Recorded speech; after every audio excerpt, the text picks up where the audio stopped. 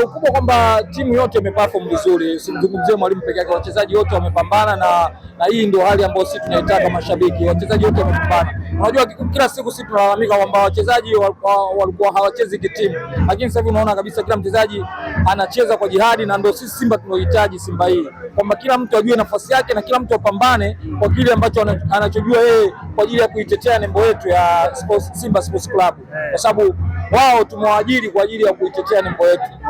Wanapotoka nje wanakuwa wapo Simba, lakini wakiwa ndani ya klabu ya Simba na kama washavaa jezi ya Simba, basi inabidi apambane kwa hali na mali kwa ajili ya kuitetea nembo yetu ya klabu.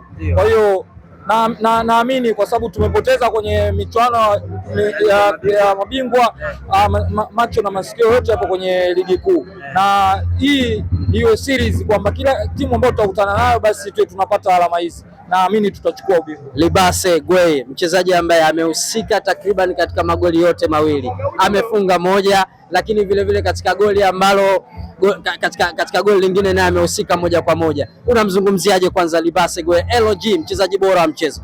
Mimi binafsi sitaki kuleta umbea sana. Mimi katika hili tusubiriane tarehe 1 mwezi wa 3. Kwa hiyo tumsubiri Libase ya tarehe 1. Tusubirie tarehe 1 ya mwezi wa 3. Kwanza tunatamani kwanza kwenda kufuta uteja.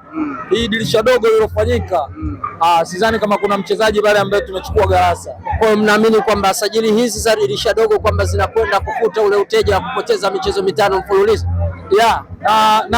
Na mwenye dimba lake nadhani amerudi. Kuna baadhi ya mashabiki wengi sana baadhi yao wanamkataa Chama, lakini Chama amekuja kuleta utulivu katika Simba.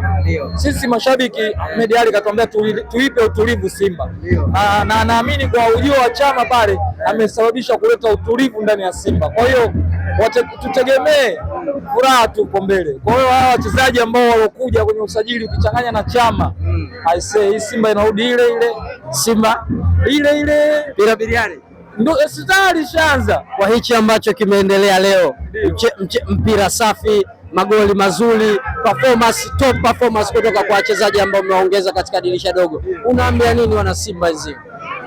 Mimi naambia wana Simba kwa sasa hivi turudi tena kwenye mfumo wetu wa nguvu moja, kwa sababu nguvu moja ndio itasababisha sisi tuendelee kwa pamoja na kuendelea kuisupport timu yetu, kwa sababu kama unavyoona wewe, nadhani unaona kuna mtawanyiko baadhi ya mashabiki na baadhi ya mashabiki. Kwa hiyo hii pia nayo sio nzuri.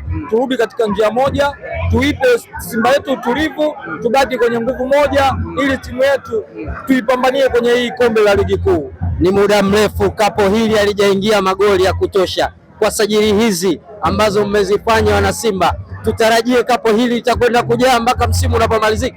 Hatari. Yaani ndio mimi nasema ni msimu makapu yatazidi kuongezeka. Unajua ile kapu la ubaya ubwela lipo kapu la magoli. Kwa hiyo yani msimu makapu yatazidi kuongezeka. Kwa hiyo hili la ubaya na yale ya magoli, kuna ubaya ubwela na kapu la magoli.